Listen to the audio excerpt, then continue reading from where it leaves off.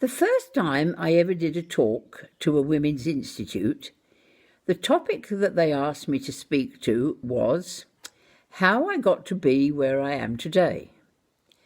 When I thought about it, the answer was very simple, the number 8 bus. But of course that wasn't what they meant.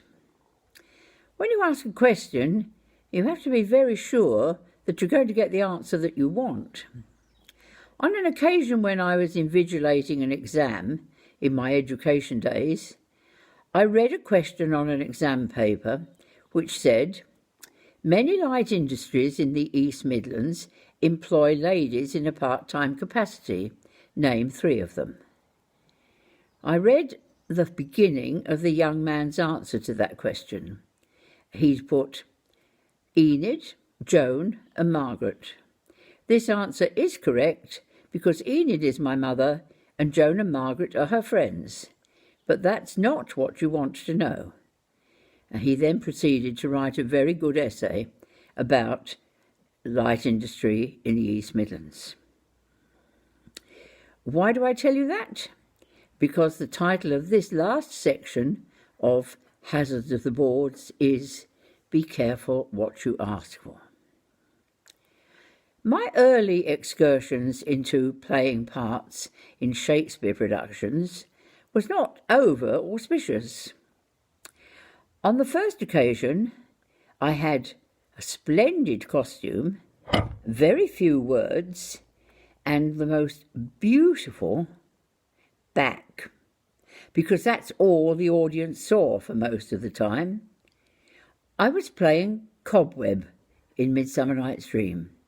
I was a first year at secondary school, and the art teacher had made a sort of little cape to my costume, which fastened on my shoulders and then down to my wrists, and had the most beautiful cobweb embroidered upon it.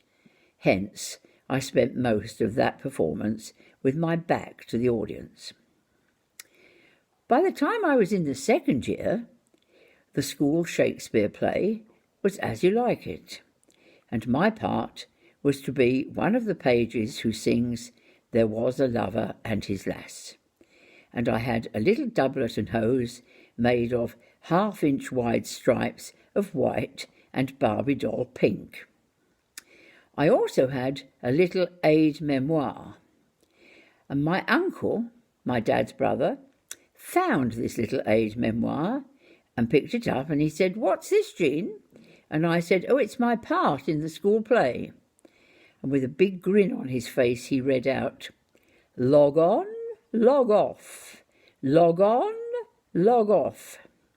And I had to explain to him that we were doing it on the school stage and there wasn't much scenery, and half of the play was set in the Forest of Arden and half of the play was set in the court. And when it was the Forest of Arden, I and the other page brought on a log, and when it was the court, we took the log off. He wasn't overly complimentary about that particular part, and though he did come to see the show, nothing at all was said about my singing. He was just amused at my efforts with the log. And it's the log that features in this last story. There is an operetta called The Great Waltz. It's about Strauss the Elder and his rivalry with his own son, Strauss the Younger, which is in fact true, they were rivals, and also about a liaison between Strauss the Elder and a prima donna opera singer. I think that bit's probably fiction.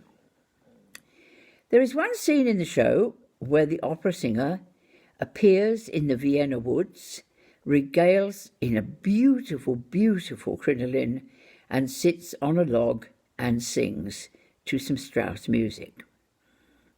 Of course, it's not overly usual to wear a crinoline in the Vienna woods, but who am I to complain? At the dress rehearsal, the said prima donna arrived and sat with difficulty on the log. It was a perfectly sound and substantial log, but it was very small. And if you've ever been to a school nativity play and had to aim for the tiny seat that is provided for you to watch, you will know the difficulty that she might have encountered. But she sang beautifully. When the show was over that day, I said to the chap in charge of props, would it be possible, before tomorrow, if you could find a rather bigger log for the opera singer to sit on, so that her descent, as it were, was less precarious? He said he would do his best. So we come to the first night, and there on the stage is a very respectable, substantial-sized log. The prima donna appears and sits down and sings beautifully, and then gets up to graciously exit from the stage. Her dress was made of red tulle. The log, unfortunately, was made of polystyrene, and the static electricity generated between those two synthetic materials was such that as the prima donna swept from the stage, she did so with the log firmly attached to her backside. The audience, of course, thought it was hilarious. I happened to be standing near the props chap in the wings, and he grabbed my arm and said, "She'll kill me, she'll kill me." Only then did I appreciate that the props chap was the son of the woman singing the soprano role. But he did his mum an injustice. She was a true star, and she did what she could only do. She joined in the laughter. Later on that same evening, the prima donna is again on stage, again in her beautiful lace crinoline, and she has to drop a handkerchief provocatively, and the chap playing Strauss the Elder picks it up, hands it back to her, and their eyes meet, and they have a moment. Well, that's what had happened at the dress rehearsal, except that actually no handkerchief was involved because it had been inadvertently left in the dressing room. So they mimed the little incident and did it beautifully. Now there is a lace handkerchief.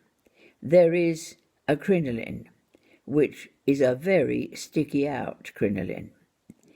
And the soprano in question was small of stature, and therefore had fairly short arms. So when she stretched out her arm to graciously drop the handkerchief fell beautifully onto the crinoline skirt, where it adhered firmly as the log had done. The poor chap playing Strauss the Elder looked for it on the ground to pick it up, couldn't find it, moved around behind her, she started to look for it. Even members of the audience started to join in helpfully to explain that the log was not on the ground, it was on the skirt. Eventually it was retrieved, and the Strauss the Elder character left the stage somewhat nonplussed. He went straight to his dressing room and collapsed in a heap, thinking, what had he done to deserve that?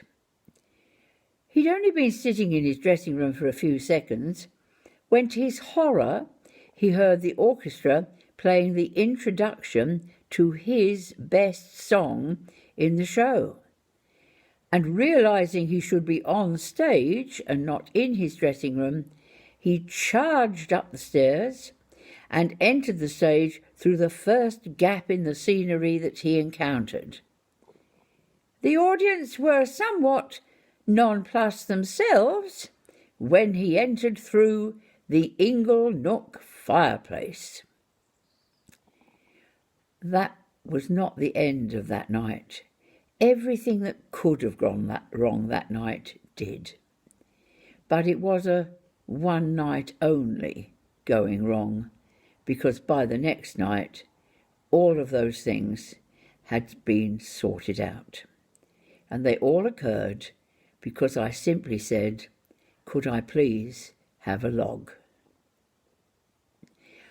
I hope you've enjoyed listening to Hazards of the Boards, and I shall enjoy doing another talk on another topic completely in the near future. Bye-bye.